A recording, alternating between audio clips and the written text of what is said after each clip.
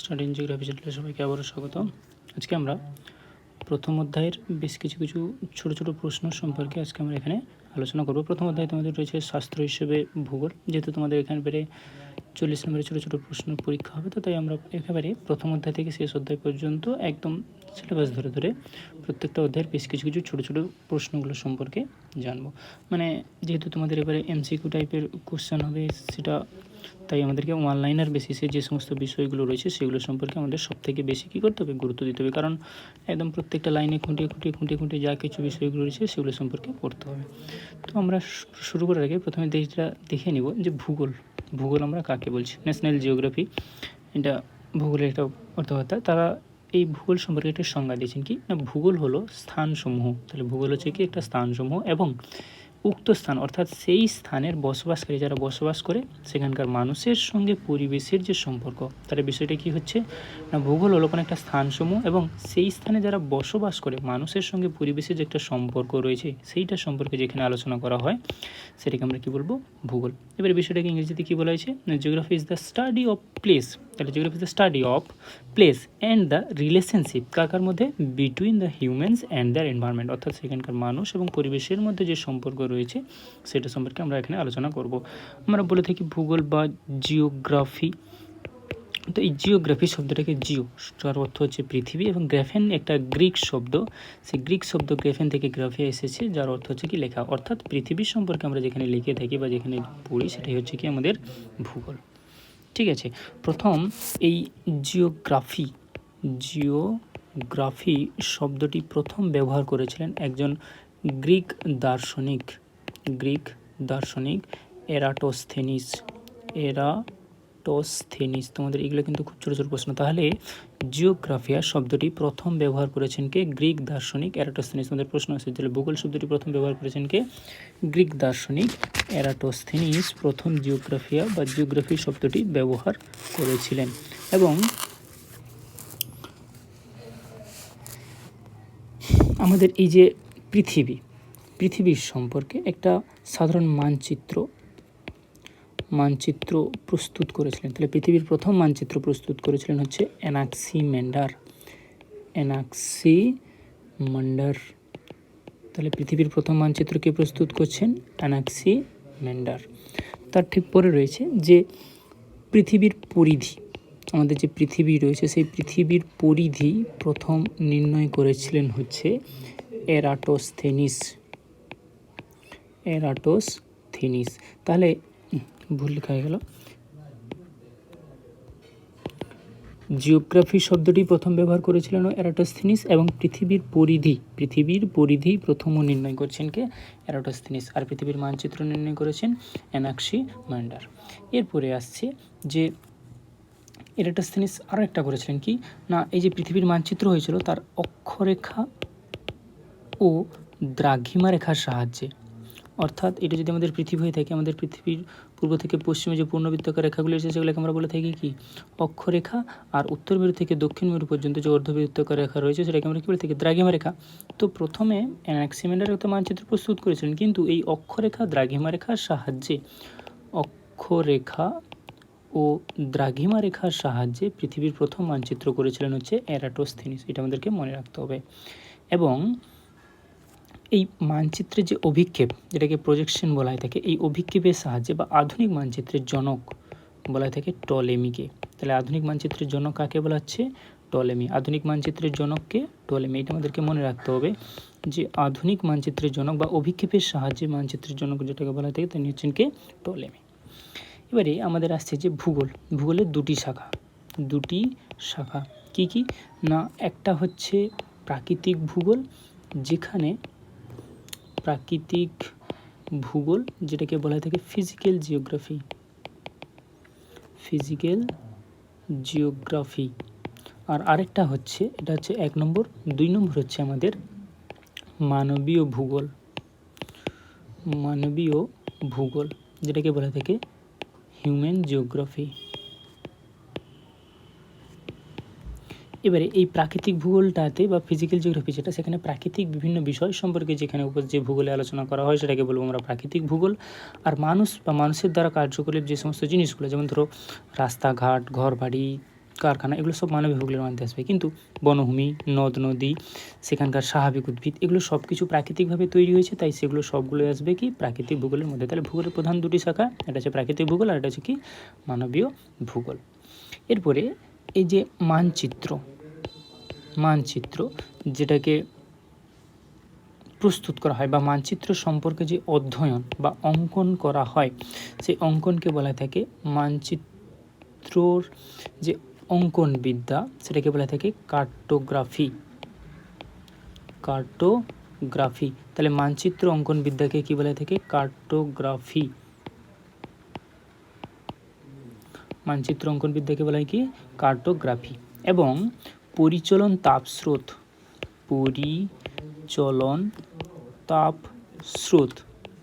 এই পরিচলন তাপস্রোত সম্পর্কে মতবাদ দিয়েছেন আর্থার হোমস।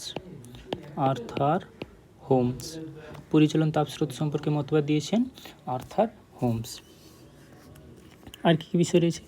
আরেকটা বিষয় যেটা রয়েছে সেটা হচ্ছে যে আমাদের প্রাকৃতিক ভূগোল, আমরা একটু আগে প্রাকৃতিক ভূগোল সম্পর্কে পড়লাম, তো সেই প্রাকৃতিক ভূগোলের জনক বলা হয় আলেকজান্ডার ভন হাম্বোল্টকে। তোমরা আলেকজান্ডারের নাম শুনেছো, সে আলেকজান্ডার ভন হাম্বোল্ট বা হাম্বোল্ট নামেও আমরা পরিচিত, তোমরা প্রথমত পড়ার সময় দেখিয়েছো। তাহলে কি প্রাকৃতিক ভূগোল যে রয়েছে সেই প্রাকৃতিক ভূগোলের জনক বলা হচ্ছে কাকে? আলেকজান্ডার ভন হাম্বোল্টকে। আলেকজান্ডার ভন হাম্বোল্টকে বলা হচ্ছে প্রাকৃতিক ভূগোলের জনক, বা যেটাকে ইংরেজিতে বলা থাকে ফাদার অফ ফিজিক্যাল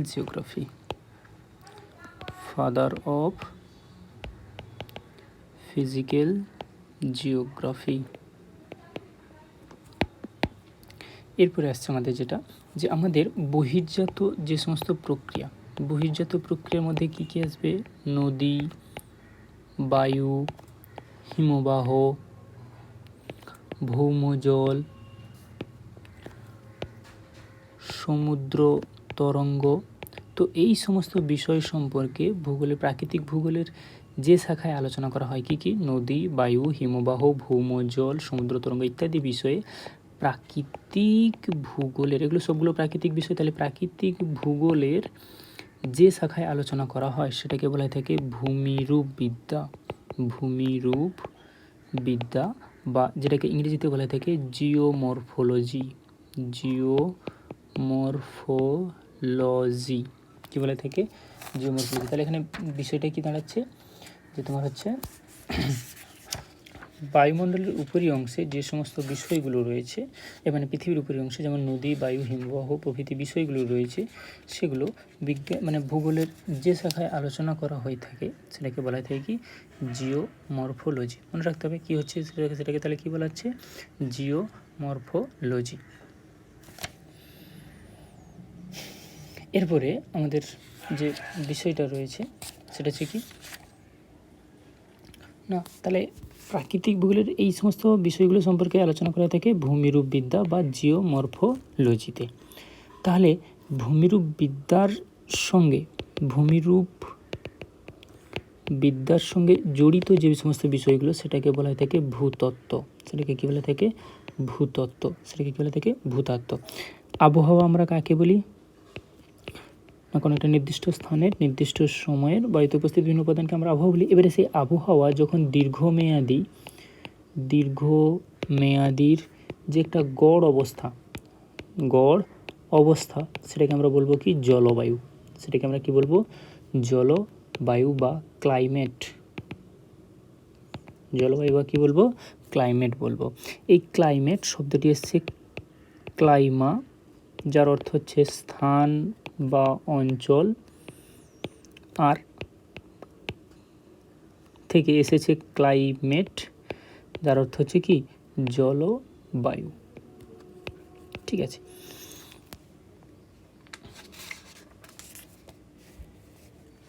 এরপরে আমাদের আসছে সমুদ্রের যে জলভাগ রয়েছে বা সমুদ্রের যে জলরাশি রয়েছে, তো সেই সমুদ্রের জলভাগের বিজ্ঞান যা বা অধ্যয়ন যে বিষয়টা রয়েছে সেটাকে বলা থাকে সমুদ্রবিদ্যা। সেটাকে কি বলা থাকে? সমুদ্রবিদ্যা বা ওশানোগ্রাফি। ওশানোগ্রাফি।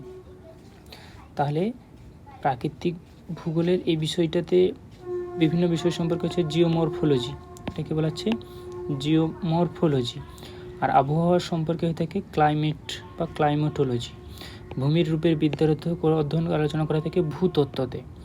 আর সমুদ্রের বিভিন্ন বিষয় সম্পর্কে আলোচনা করা থাকে সমুদ্রবিদ্যা বা ওশানোগ্রাফি। তাহলে মৃত্তিকা সম্পর্কে ভূগোলের যে শাখায় আলোচনা করা হবে সেটাকে আমরা কি বলবো? মৃত্তিকা ভূগোল। মৃত্তিকা ভূগোল, ঠিক আছে। তাহলে মৃত্তিকা বিজ্ঞানের যে বিষয় সম্পর্কে যেখানে আলোচনা বা যে বিভিন্ন বিষয় সম্পর্কে যেখানে আমরা আলোচনা করব সেটাকে আমরা বলবো কি? মৃত্তিকা ভূগোল। এবারে এই মৃত্তিকা যেটা আলোচনা করে থাকে সেটাকে ইংরেজিতে বলা থাকে কি? পেডোলজি। পেডোলজি, ঠিক আছে। তাহলে মৃত্তিকা সম্পর্কে যেখানে আলোচনা করে থাকে সেটাকে কী বলে থাকে? প্যাডোলজি বা মৃত্তিকা ভূগোল, ঠিক আছে। এরপরে আসছে আমাদের কি? আমাদের বাস্তুতন্ত্র। বাস্তুতন্ত্রের মধ্যে বিষয়টা কী কী আসবে না? বাস্তুতন্ত্রের ক্ষেত্রে এখানে যে বিষয়টা সম্পর্কে বলা হচ্ছে সেটা হচ্ছে যে গ্রিক শব্দর একটা রয়েছে যেটার নাম হচ্ছে ওয়াইকস। এর অর্থ হচ্ছে বসবাসের স্থান, মানে যেখানে আমরা বসবাস করছি তার স্থান সম্পর্কে। এবারে এই অকেশ থেকে শব্দটি এসছে কি? ইকোসিস্টেম। ইকোসিস্টেম, যার বাংলা অর্থ দাঁড়ায় কি? বাস্তুতন্ত্র। এবং এই বাস্তুতন্ত্র বা ইকোসিস্টেম শব্দটি ব্যবহার করেন বা ব্যবহার করে থাকেন A.G. টানসলে। এটা তোমাদের বাংলা থেকে A.G. টানসলে। তাহলে বাস্তুবিদ্যা বা ইকোসিস্টেম শব্দটি প্রথম তাহলে ব্যবহার করছেন কে? A.G. টানসলে। A.G. টানসলে মনে থাকতে হবে। তাহলে বাস্তুতন্ত্র বা ইকোলজি সিস্টেমটি প্রথম ব্যবহার করেছেন কে? A.G. টানসলে। মৃত্তিকা ভূগোল বা প্যাডোলজি, তার মানে এখানে মৃত্তিকার বিভিন্ন যে সমস্ত কি তার যে গঠন, তারপরে হচ্ছে তার স্তর, এই সমস্ত বিষয় সম্পর্কে এখানে আলোচনা করবো। এটাকে মৃত্তিকা ভূগোল, ইংরেজিতে বলে থাকে কি? প্যাডোলজি। ইংরেজিতে কী বলে থাকে? প্যাডোলজি। বাস্তুতন্ত্র গেল, ইকোসিস্টেম বা ইকোলজি বিষয়টি এসছে। এরপরে আমাদের যেটা রয়েছে সেটা হচ্ছে কি না? উদ্ভিদ ভূগোল। উদ্ভিদ ভূগোলের যে বিষয়টা রয়েছে, উদ্ভিদ ভূগোল সম্পর্কে আলোচনা করে থাকে ফাইটোজিওগ্রাফি। ফাইটোজিওগ্রাফি। তাহলে উদ্ভিদ ভূগোল সম্পর্কে যেখানে আলোচনা করা থাকে সেটাকে বলা থাকে কি? ফাইটোজিওগ্রাফি। এরপরে এটা হলো উদ্ভিদ, তার মানে উদ্ভিদের বিভিন্ন বিষয় সম্পর্কে যেখানে আলোচনা করে থাকে সেটাকে বলা থাকে কি? ফাইটোজিওগ্রাফি। এরপরে আছে প্রাণী ভূগোল।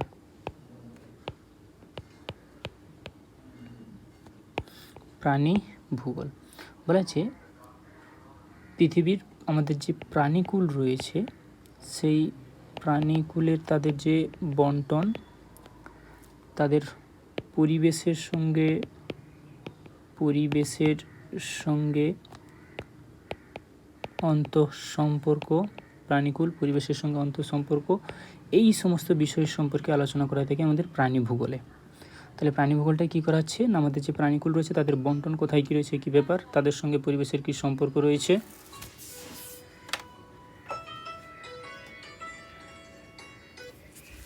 এই সমস্ত বিষয় সম্পর্কে আমরা কী করছি? এখানে আলোচনা করছি। এরপরে যেটা বলা হয়েছে সেটা হচ্ছে কি? ইকোলজি।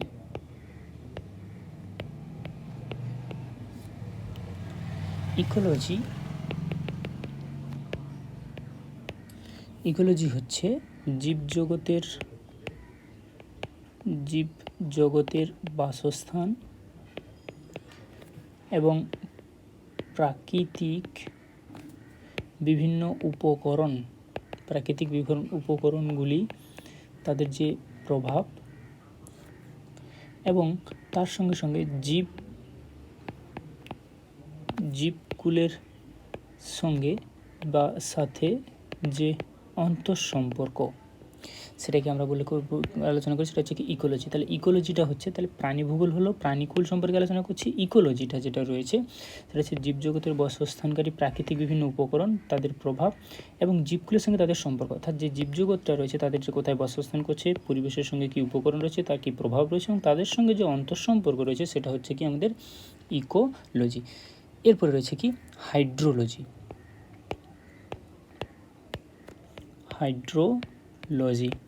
হাইড্রোলজিতে যেটা বলা হয়েছে যে আমাদের ভূপৃষ্ঠের যে জলভাগ রয়েছে বা ভূপৃষ্ঠের তো আমাদের স্থলভাগের উপরে যে জল রয়েছে, সেই জলের বিভিন্ন বিষয় সম্পর্কে আমরা যেখানে আলোচনা করব সেটা হয়ে যাবে কি আমাদের হাইড্রোলজি। তাহলে হাইড্রোলজি হচ্ছে জলবিদ্যা সম্পর্কে, ইকোলজি হচ্ছে জীবজগৎ সম্পর্কে, প্রাণী ভূগোল হচ্ছে প্রাণীর সম্পর্কে, উদ্ভিদ ভূগোল হচ্ছে ফাইটোজিওগ্রাফি, তারপরে ইকোসিস্টেম বাস্তুতন্ত্র শব্দটি ব্যবহার করেছিলেন এজি টানসলে। মৃত্তিকা ভূগোল হচ্ছে মৃত্তিকা সম্পর্কে অধ্যয়ন করলে মৃত্তিকা ভূগোল বা প্যাটোলজি। তারপরে সমুদ্রের জলভাগ সম্পর্কে সমুদ্রবিদ্যা বা ওশেনোগ্রাফি।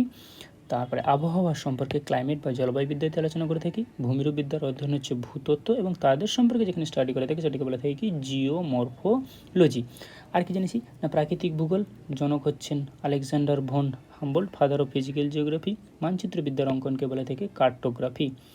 মানচিত্রবিদ্যার অঙ্কনকে বলে থাকে কি কার্টোগ্রাফি। আর এখানে আমরা যেটা প্রথমে দেখেছি সেটা হচ্ছে মানচিত্র প্রথম অঙ্কন করেছিলেন পৃথিবীর, তিনি হচ্ছেন অ্যানাক্সিমেন্ডার, এবং পরিধির পৃথিবী নির্ণয় করেছিলেন এরাটোস্থেনিস, এবং তিনি অক্ষাংশ দ্রাঘিমারেখার সাহায্যে অঙ্কন করেছিলেন, এবং টলেমিকে বলা থাকে আধুনিক ভূগোলের জনক। এছাড়াও এখানে আরও ছোটো দুটো বিষয় রয়েছে। কী কী? একটা হচ্ছে জিআইএস, যার পুরো নাম হচ্ছে geographical information system. Geographical information system. এখানে আমরা দূর সংবেদন বা রিমোট সেন্সিং এই বিষয়টা সম্পর্কে, অর্থাৎ উপগ্রহ চিত্র, আমাদের স্যাটেলাইট ইমেজ অর্থাৎ উপগ্রহ চিত্র বা বিমান চিত্রের সাহায্যে আমরা কোনো বস্তুকে স্পর্শ না করে সেন্সরের মাধ্যমে যখন আমরা তার সম্পর্কে বিভিন্ন রকমের তথ্য সংগ্রহ করি সেটাকে আমরা উপগ্রহ চিত্র বলে থাকি, এবং সেটা করে থাকি কার সহায়তায়? এই রিমোট সেন্সিংয়ের সহায়তায়, এবং জিআইএসের এখানে বিশাল বড় একটা ভূমিকা রয়েছে। এরপরে আমাদের যে প্রাকৃতিক ভূগোল রয়েছে, সেই প্রাকৃতিক ভূগোলের বেশ কিছু ছোটো ছোটো উপবিভাগ রয়েছে। যেমন প্রথমে যদি আমরা দেখি, তার মধ্যে আসবে কি আমাদের জ্যোতির্বিজ্ঞান। এবার এখানে জ্যোতির্বিজ্ঞান বলতে কোনটা না, আমাদের হচ্ছে জ্যোতিষ্ক, নক্ষত্র, তাদের অবস্থান, বিভিন্ন বিষয় সম্পর্কে আলোচনা করব। তারপরে আসবে ভূমিরূপবিদ্যা।